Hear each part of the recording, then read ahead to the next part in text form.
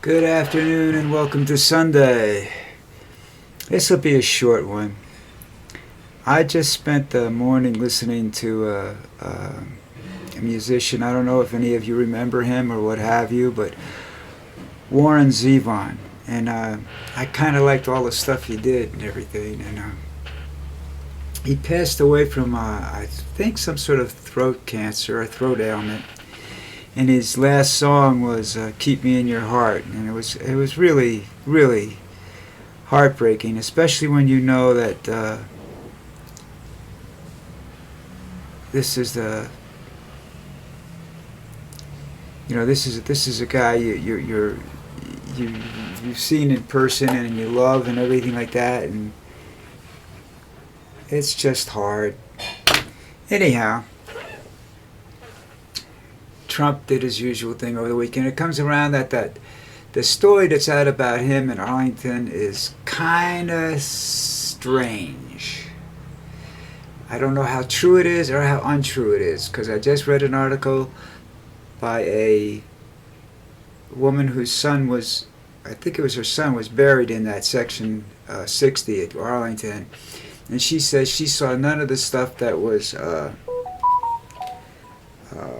there, and she that was said, happened there, and she did say that Trump was invited and he did his thing, and pretty much everything was cool.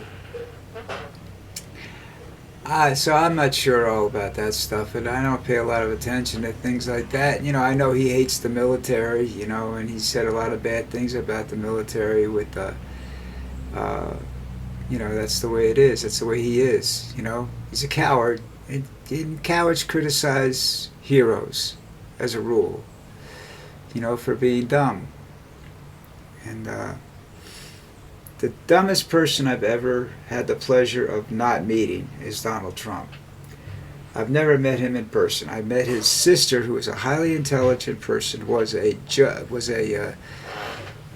think it's appellate court judge at the time. She was appointed by Clinton, and she's since passed away. Very nice, respectable lady. I met her in a restaurant and under restaurant circumstances and everything like that. And she was never a big fan of her brother. I haven't, other than his own children, I've never heard of any siblings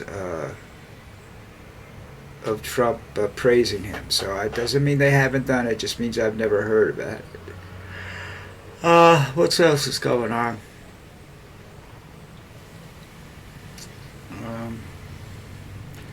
Not a whole lot.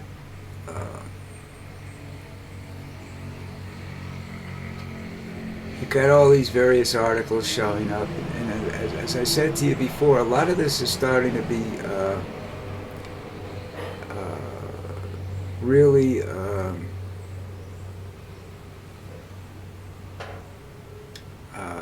what's the term I'm trying to use? True.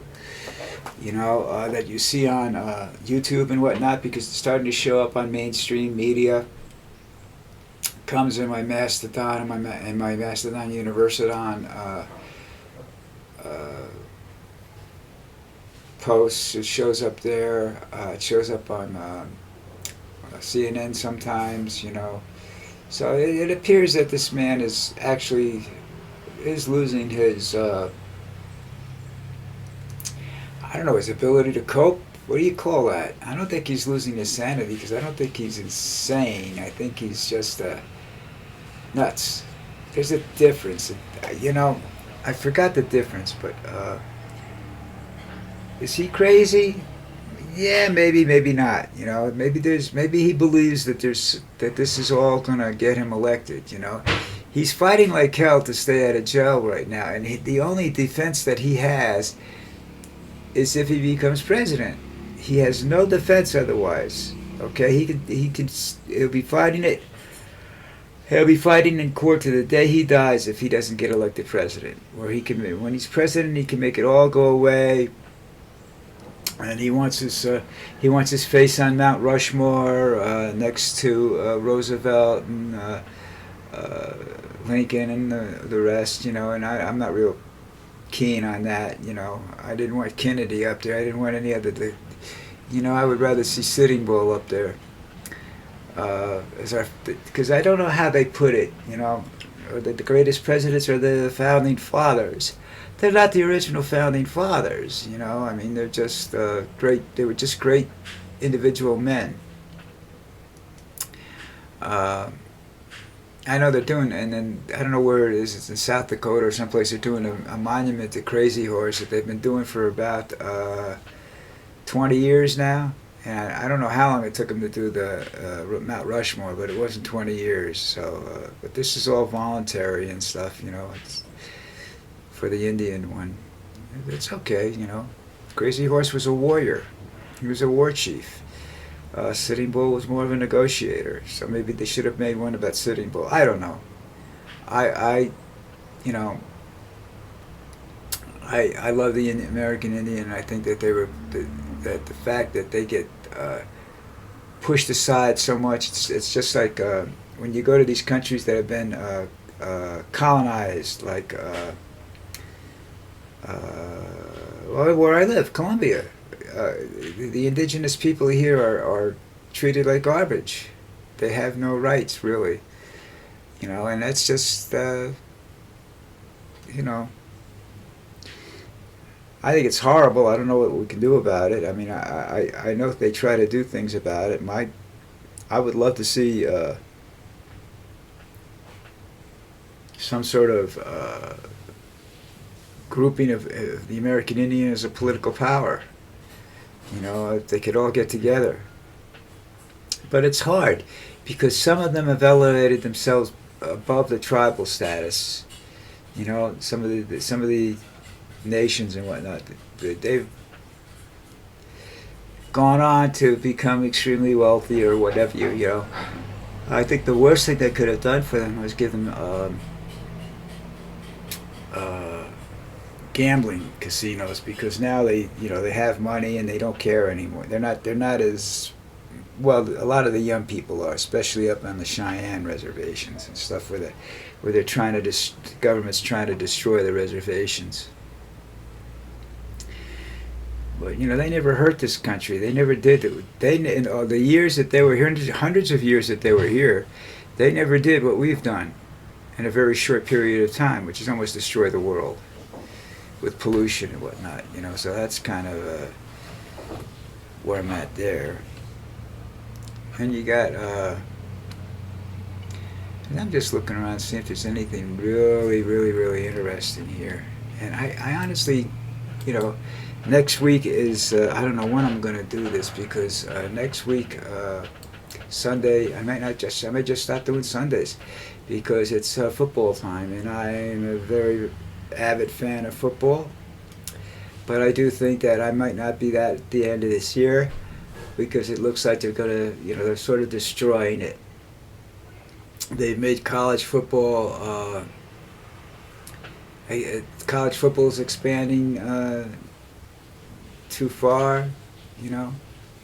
See, this is what I saw this article about the lady. I told you this, the mother of a young man at Arlington, and she said she didn't see. And then I see things out, headlines like this on MSNBC: Trump's Arlington stunt was even more offensive than we first thought. So I don't know what I'm missing here, you know, and that bothers me.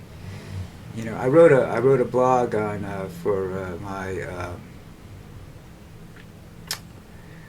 WordPress blog today, and it was all about, you know, how we've lost we keep talking about things that we've lost from the past, and my big issue there was the truth, and I think we have. You look at and it's like they're religious. You're right. Every once in a while they turn around and you find out that they're some of the worst people on the face of the. There are some very good people, but the people that run these organizations are some of the worst people on the face of the earth. They're pedophiles, you know, or abusers of some sort. I don't know. You know, I'm getting too old for this shit, I think. It's all about, it's the MSNBC is all about stuff from Kamala. I wonder if they're becoming a little like foxes for Trump, you know?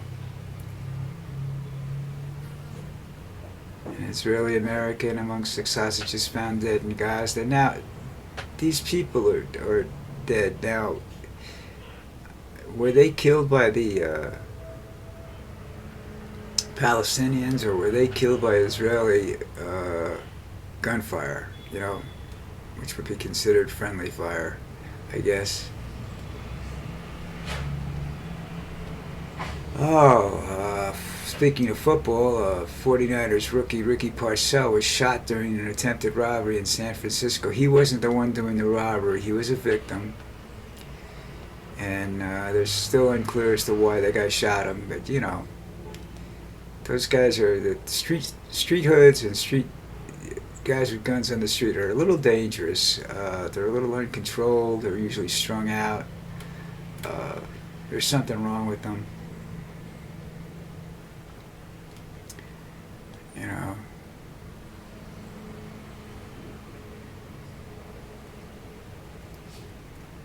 What else am I looking at here? Takes care of that one. I don't know how your weather is. We had some serious rain last night. And the funny thing about this country is you go out in the morning and everything is saturated. But if the sun comes out during the day, if the sun comes out that morning, by 1 o'clock in the afternoon it's all dry. And you don't know it rained the night before, you know. There was a shooting at the Michigan State Fair. Bus ran off the road, killing 7 people. This is great news on Sunday morning, you know. 15 ISIS members killed in U.S. raid.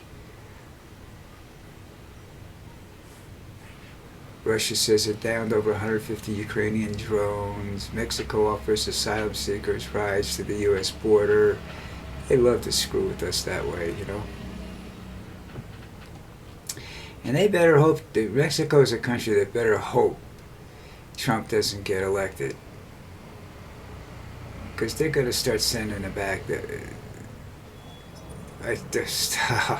And of course, the fruit market, the strawberry market, those items that are handpicked by laborers are that's not going to happen anymore. The price is going to go through the roof and that stuff because the illegal immigrants are a good.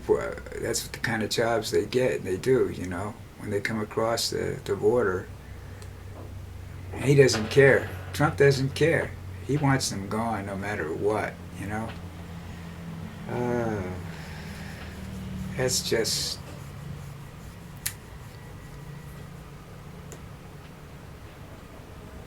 I just don't understand some things sometimes, you know. Here's a question that was asked by one of the hippies during that. And it says, why can't we all just get along? You know, you hear this a lot, especially by people that have lived through the hippie culture, you know. Everybody got along back then. For a little while, you know. You could put 500,000 people together, 1 million people, or 500,000 people together, and they would get together and they would sing and they would have fun, and there'd be no, you know, just be a party, you know.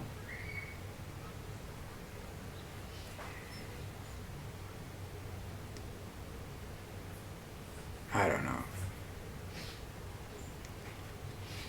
And now let's see what's going. The robot waiters in Kenya. There's mass-producing fry cooks. These are jobs that kids take while they're in school. They're jobs nobody wants as a career, you know. They're just jobs that help kids have a little money for whatever it is they want to do, including recreation and stuff like that, you know. But also includes paying for, you know, they pay for books and everything.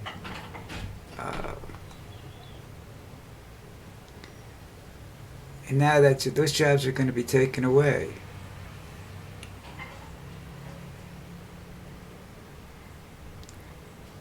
I just don't understand that. You know, that's but that's because people have no empathy for other people and they don't understand economics. If you take away jobs, if you take away, I forget the terminology, cash from college students and whatnot like that, and they can't, you know, they don't have any money for fun stuff, your manufacturing doesn't make any difference, you know, because it's going to be gone. Who's gonna be who's gonna buy this stuff? Who's gonna have money to buy this stuff that you're making? You know, the people that make a living, like I make extra money carving wood and wood burning and making little clocks and stuff, simple stuff, you know. And I sell it for what a little bit more than what I, you know, bought the parts for and whatnot. I'm not getting rich. It's just it's for me. It's something to do. I sell it because I have too much of it laying around, really. Uh, but you know, if who's going to have the money to buy that? It's called disposable income. That's what I was thinking of before. The word, yeah. Yeah, if you're taking away the ability for people to have a disposable income, you know, and you know how many people I know that you know the